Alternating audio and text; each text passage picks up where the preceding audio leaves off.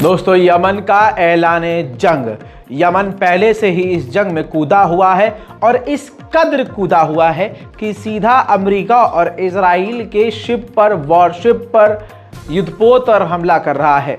अब आपको बता दूं कि यमन के अंसारुल्लाह के अधिकारी और सेनापति के द्वारा ये ऐलान किया गया है। और ऐलान ज़रा ध्यान से समझ लीजिए। अभी तक सिर्फ इजराइल के जहाज़ों को, समुद्री जहाज़ों को यमन निशाना बना रहा था। अब यमन ने एक ख़तरनाक और सटीक मांग रखी। यमन ने कहा अगर गाज़ा के लोगों को खाना, पानी और दवाइयाँ नहीं मुहैया कराई गई जल्द से जल्द, तो हम इजराइल में कोई भी अगर जहाज़ जाएगा और इजराइल से कोई भी समुद्री जहाज़ अगर वापस आएगा, उन तमाम, चाहे वो किसी भी देश का समुद्री जहाज़ हो, सबको निशाना बनाएंगे। सादिरुन अनिल क़ुव्वातिल मुसल्लहतिल यमनिया बिस्मिल्लाहिर रहमानिर रहीम क़ाल तआला उज़िना लिल्लज़ीना युक़ातलूना बिअन्नहुम ज़ुलिमू व इन्नल्लाहा अला नस्रिहिम लक़दीर सदक़ल्लाहुल अज़ीम। बाद नजाहिल क़ुव्वातिल मुसल्लहतिल यमनिय्यति बिअौनिल्लाहि तआला फ़ी फ़र्ज़ि क़रारिहा मनअ अस्सुफ़ुनिल इस्राईलिय्यति मिनल मिलाहति फ़िल बहरैनिल अहमर वल अरबी ونتيجة لاستمرار العدو الصهيوني في ارتكاب المجازر المروعة وحرب الإبادة الجماعية والحصار بحق إخواننا في غزة فإن القوات। अब इस धमकी के बाद जो दूसरे देशों के जहाज़ साजो सामान लेकर इजराइल जा भी रहे थे, वो भी डर में बैठ गए हैं। उनके अंदर भी खौफ पैदा हो गया है। पहले से ही इजराइल की इकोनॉमी इस जंग की वजह से बहुत ख़तरे में हो गई है, डाउन हो गई है। इजराइल के अंदर काफ़ी ज़्यादा उत्पात मचा हुआ है, इजराइल नुकसान में चल रहा है। ऐसे में यमन की ये धमकी इजराइल की नींद उड़ा चुकी है। मेरे दोस्तों, यमन पहले से ही इजराइल पर ख़तरनाक तरीके से हमलावर है।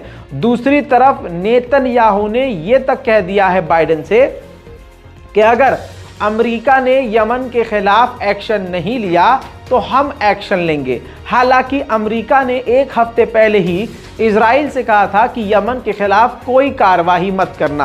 अब आपको बताता हूं कि नेतन्याहू ने बाइडेन को धमकी देकर छोड़ दिया है कि अगर आपने इनके खिलाफ एक्शन नहीं लिया तो हम एक्शन लेंगे।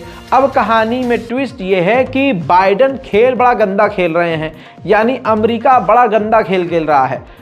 अमेरिका अरब देशों से मीटिंग कर रहा है, लगातार बात कर रहा है और सबको, अरब देशों को यानी भाइयों को ही यमन के खिलाफ इकट्ठा कर रहा है। और यमन के खिलाफ अगर ऑपरेशन करवाएगा, हमला करवाएगा, तो अरब देशों से ही अमेरिका करवाना चाहता है। ऐसे में आपको ये बताना ज़रूरी है कि आप यहाँ समझने की कोशिश कीजिए कि भाई भाई को लड़वाने का काम अमेरिका और इजराइल करते हैं। ये उनकी स्ट्रेटजी है। आज पूरी दुनिया में शिया, सुन्नी, देवबंदी, बरेलवी, ये जो चल रहा है हमारी कम्युनिटी के बीच में, जो नफ़रत चल रही है, अगर इसकी तह में जाएंगे तो इस दुश्मनी के पीछे भी, इस नफ़रत के पीछे भी, जो भाई भाई का नहीं हो रहा है, उसके पीछे भी ये अमेरिका और इजराइल नज़र आएंगे। ये मौका तलाश कर रहा था मैं बोलने का, आज ये नौबत आई है। तो आपको ये ज़िंदगी में पहली बार सटीक बात एक बड़ी बता रहा हूँ, दिमाग में रखिएगा। मेरे दोस्तों, आपको बता दूं कि यमन बुरी तरह से अब जंग में कूद चुका है और यमन की तरफ से अब खुलेआम ऐलान हो चुका है जंग का।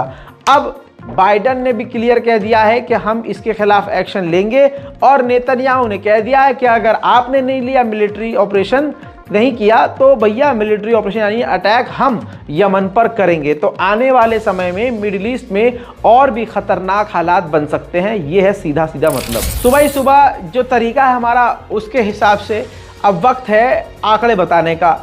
गाज़ा में शहीदों की तादाद बढ़कर 17,700 से ऊपर हो चुकी है।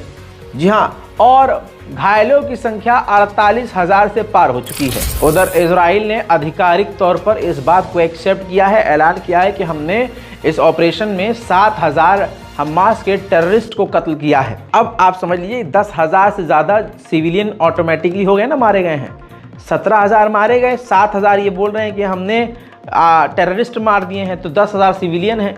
लेकिन बेशर्मी के साथ आगे ये भी कहा है कि कोई रेड लाइन नहीं है, हम इसी तरह से मारेंगे। फिलिस्तीन अथॉरिटी ने बहुत बाद में बोला, ये बात रज़ाग्राफ़ी और रज़ाग्राफ़ी के देखने वाले काफ़ी पहले से बोल रहे हैं। फिलिस्तीन अथॉरिटी के राष्ट्रपति महमूद अब्बास ने अमेरिका का विरोध किया। कहा यूएन के अंदर ये बार बार वीटो पावर का इस्तेमाल करके अमेरिका जिस तरह से सीज फायर का विरोध कर रहा है, साफ जाहिर हो गया है कि अमेरिका ही गाजा के अंदर जेनोसाइड करवा रहा है, वो इसका हिस्सा है। उधर तुर्की के राष्ट्रपति रजब तैयब एर्दोगान ने कहा कि हमने यूएन से सारी उम्मीदें खो दी हैं। ये जो यूएन सिक्योरिटी काउंसिल है, ये अब यूएन सिक्योरिटी काउंसिल नहीं रहा, अब ये इजराइल सिक्योरिटी काउंसिल यानी इजराइल प्रोटेक्शन काउंसिल हो चुका है। इजराइल को बचाने वाला एक संगठन हो चुका है। बहरहाल फिलहाल की इस रिपोर्ट में इतना ही। लौट रहा हूं थोड़ी देर में और भी बड़ी जानकारियों के साथ। रिपोर्ट को शेयर कीजिए। जय हिंद।